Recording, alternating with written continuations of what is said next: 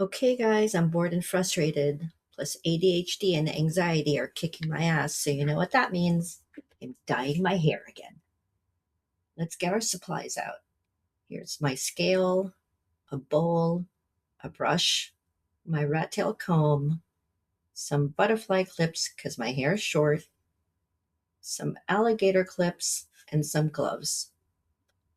I got 8G light golden blonde Wella color and some Ion 10 volume developer at Sally Beauty. But because I'm always curious, I found out how hair dye works. So you're going to hear some signs during this video. Ready? So it's been raining or hella humid for 3 days straight, and my hair is all frizzy. I've been trying to grow it out for about 2 months now, so it's shaggy. Anyway, it looks really light after my last round of bleach, but there's about half an inch of yellow next to my dark brown roots. I have your standard Southeast Asian hair, thick, fine, and stubborn as hell. But here's what hair actually is. One strand of hair is made up of three layers. The medulla is the core where hair is actually formed, but it has nothing to do with the dyeing process, really. Then the cortex surrounds the medulla, and this layer holds the color. More about this guy later. Finally, the cuticle is the clear outside layer, and it's made up of overlapping scales like a snake's body. It's like a clear top coat, so it both allows your hair to keep moisture in and protects it from stuff like the weather or whatever you want to do to it. Think about it like this: this clear straw is the cuticle, and the colored straw is the cortex. See, the top coat is protecting the hair shaft. The alkaline chemicals in hair products can basically unzip the cuticle so the dye can be deposited. In my dark brown hair, I have two kinds of melanin: black brown and red yellow. Melanin is where you get the color of your hair, your skin, and your eyes. When I lighten my hair, the black brown melanin is the first thing the bleach can get to.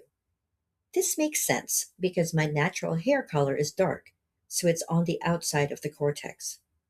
This kind of pigment breaks down easier because the links that hold its molecules together aren't that strong. It's like a cotton ball or dandelion seeds that are ready to float off in the wind. This is why when you're bleaching your hair, it looks lighter so much faster than you think. But then the bleach process hits the red yellow melanin wall. This reminds me of remember those car safety commercials where they rammed crash test dummies into a wall at slow motion? Do they still have those? Anyway, the red yellow pigment is so tough because their links are shorter and tougher. Plus, these molecular linkages are made of sulfur, which is naturally resistant to any lightning agents. It takes a while even for the bleach to get all the way into the center of the molecule. It's like when you try to wash a head of broccoli and water can't penetrate the top. It just beads up and rolls off. You have to separate the little florets or chop the whole thing up to get it all rinsed. Well, you can't dissect your hair every time you want to bleach it, so guess what? You have to wait. This is the point at which Brad Mondo is yelling at the computer screen. No, don't rinse it. It's still orange. My hair usually breaks the red yellow melanin wall a full 45 minutes after being in a shower cap, which makes my hair a mean girl who makes my life harder and doesn't care about my feelings.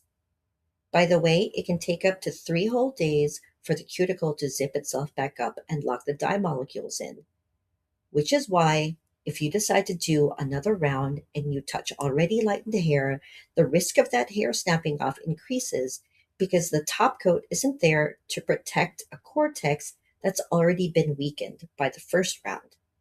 I put Olaplex into my bleach just because I have to wait so bloody long and I don't want my hair to snap off. I'm going to interrupt the science here to wonder why I'm frowning so much. My friends call it my concentrating face. I assure you, I love doing stuff to my hair. Coloring hair is like trying on a new person for a little while. Also, I'm so happy I didn't put the plastic cape on. It was stupid hot in that room, and I got so sick of wiping the sweat off my face. Okay, back to some psychology. Doing this kind of stuff on your own can boost your mood. First, it gives you a sense of control and autonomy, which is super empowering. Second, if you're doing it after a sudden or drastic life change, it's like a fresh start that you can see every time you look in the mirror. Even if it didn't turn out the way you wanted it to, at least you learned something from the effort. Third, it lets you express your creativity and individuality in a life or situation that doesn't allow you to express it in any other way.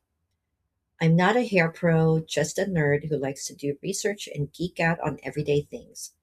I'm sure I didn't do everything right in the video, but at least I know the science is sound. If Brad is watching this, please, please, please make a tutorial on how to lighten roots when you have short hair. It's such a pain. Hope you learned something and you liked the video.